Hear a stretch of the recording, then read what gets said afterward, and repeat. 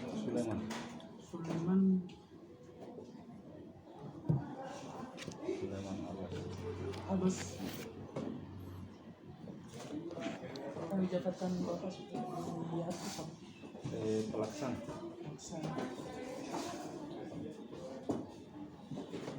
di sekretariat.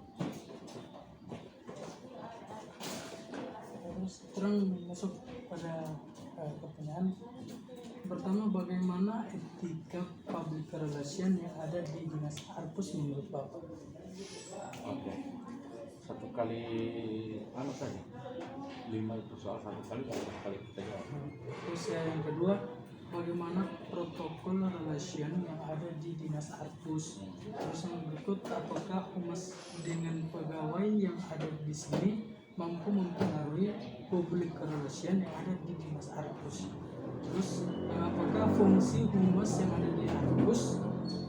Dan terakhir, apa tindakan atasan terhadap karyawan pegawai yang ada di Arpus tidak sesuai dengan aturan? Oke, terima kasih. Yang pertama, etika public relation yang ada di Dinas Arpus itu etika public relation yang ada di ini saya rasa cukup baik seperti yang sudah berjalan selama ini, karena kita menjaga satu sama lain, artinya saling menjaga supaya tidak ada ketersinggungan antara publik dengan para karyawan yang ada di sini. Yang kedua, protokol relation yang ada di kantor ini seperti yang Anda lihat, terutama dalam hal pelayanan bagi publik yang berkunjung untuk keperluan pinjam buku sebagai bahan informasi dalam pengembangan ilmu pengetahuan. Yang ketiga, humas dan pegawai saling bahu-membahu dalam kegiatan yang dilaksanakan di Dinas Arpus dan saling mempengaruhi terutama dalam hal pelayanan. Yang keempat, pertanyaannya, apakah fungsi humas yang ada di Dinas Arpus? Jadi fungsi humas yang ada di sini adalah meliput kegiatan, dan kegiatan kepala dinas, kegiatan kepala bidang yang berhubungannya dengan pelayanan kepada masyarakat, itu kita liput, kemudian kita buatkan rilis beritanya dan kita sampaikan ke Dinas Kominfo.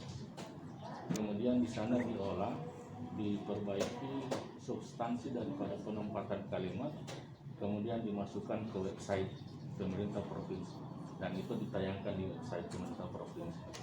Jadi setiap kegiatan itu diberitakan. Setiap kegiatan yang tadi kan kita lihat kegiatannya Pak Kepala Dinas, dia memberikan sambutan pada saat webinar nasional kegiatan bedah buku yang dilaksanakan di Kota Gorontalo. Itu pelaksananya